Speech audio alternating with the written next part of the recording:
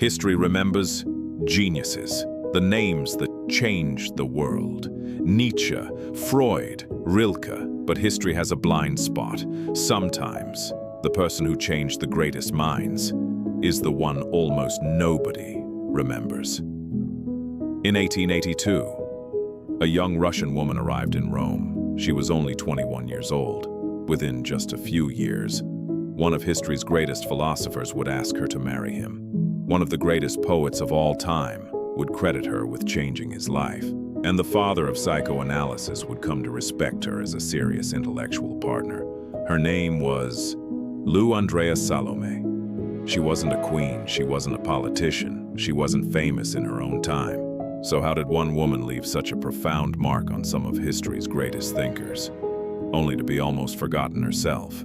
To answer that, we have to return to Rome. The year was 1882.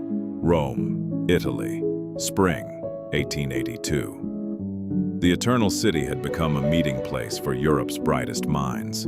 Artists, writers, philosophers, all searching for ideas that could redefine the modern world. Among them was Friedrich Nietzsche, 37 years old, brilliant, respected by a few, ignored by most. Years of illness had left him physically exhausted. Years of isolation had left him emotionally distant. Then, Paul Ray introduced him to a young Russian woman named Andreas-Salomé.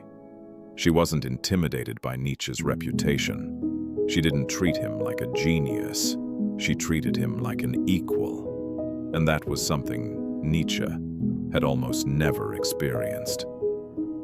Their first conversations lasted for hours. They spoke about religion, freedom, morality, and the future of humanity. For Nietzsche, this wasn't an ordinary meeting. It felt like discovering a mind that could finally keep pace with his own. He later wrote to friends with extraordinary excitement about Lou. He believed he had met someone unlike anyone he had ever known. But Lou had no intention of becoming anyone's disciple or anyone's wife. She had come to Europe for one reason: to think freely. And that difference would change all of their lives. The weeks that followed changed everything. Nietzsche and Lou spent more and more time together. Their conversations became the center of Nietzsche's daily life. For years, he had searched for someone who could understand his ideas, someone who wouldn't simply admire him, but challenge him. In Lou, he believed he had finally found that person. The more they talked, the stronger his feelings became. Not everyone around them approved. Friends noticed the growing attachment. Some admired it, others feared it. Only a short time after they met, Nietzsche made a decision. He asked Andreas-Salomé to marry him. She refused, not because she hated him, not because she wanted to hurt him. Lou had chosen a different life. She had no interest in marriage. She believed that intellectual freedom was more valuable than following society's expectations. For Nietzsche, the rejection was deeply painful, but instead of walking away, he stayed, hoping that somehow she might change her mind. Hope didn't last long. Lou's decision never changed, and soon, another name became impossible to ignore: Paul Ray, a philosopher, a close friend of Nietzsche, and one of the people Lou respected most. The three of them shared an unusual vision. Not a love triangle, not a conventional relationship. They imagined a community built around ideas, where men and women could think freely, without the expectations of marriage or the rules imposed by society. For the 1880s, it was a radical idea. Most people didn't understand it. Many openly condemned it. Then came the photograph. Lou sat in a small hand cart, holding a whip. In front of her, Nietzsche and Paul Ray posed as if they were pulling the cart. Today, the image is one of the most famous photographs in the history of philosophy. To many people, it looked humiliating, but that wasn't its purpose. It was theatrical, playful, a deliberate challenge to the social expectations of the time. Yet the symbolism was impossible to ignore. The public created its own story. Rumors spread. Friendships began to fracture, and before long, the three people who once dreamed of building a new intellectual life together went their separate ways. The dream they once shared was over. Nietzsche and Lou drifted apart.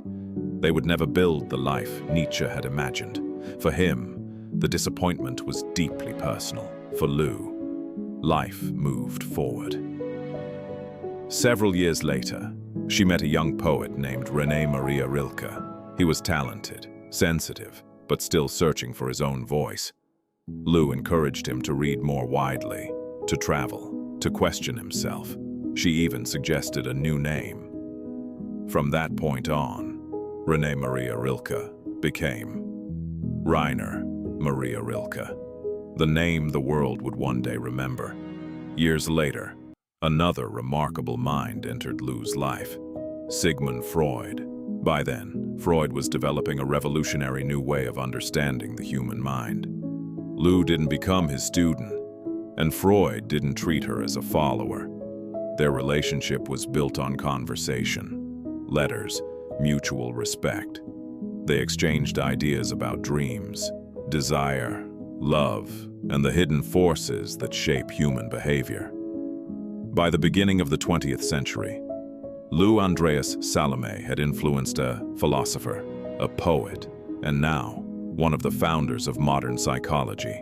So why is it that almost everyone remembers Nietzsche, Freud, and Rilke, but so few remember Andreas-Salomé? The answer says as much about history as it does about Lou herself. History often celebrates the person who publishes the famous book, leads the movement, or becomes the public face of an idea.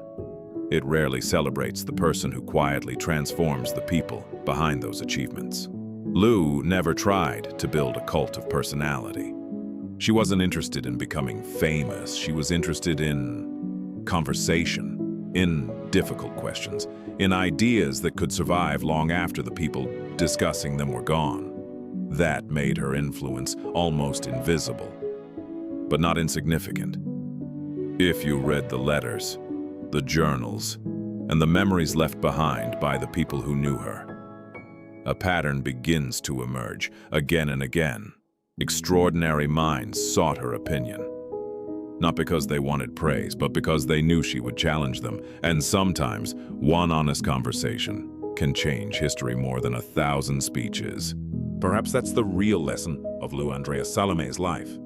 Not that she inspired famous men, but that great ideas are rarely created in isolation. Behind many of history's most influential thinkers, there were conversations, disagreement, friendships, and people whose names slowly faded from public memory. Lou reminds us that influence isn't always visible. Sometimes, the person who changes the course of history isn't the one standing at the podium.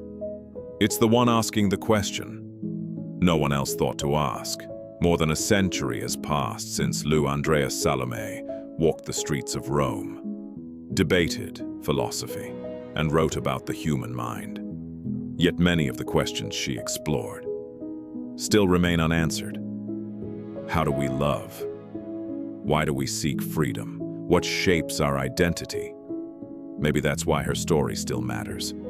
Not because she belonged to history's greatest minds, but because she challenged them. And in doing so, she earned her place among them. History almost forgot her. Perhaps it shouldn't have. If you enjoy exploring the forgotten stories that shaped our world, consider subscribing to The Examining Mind.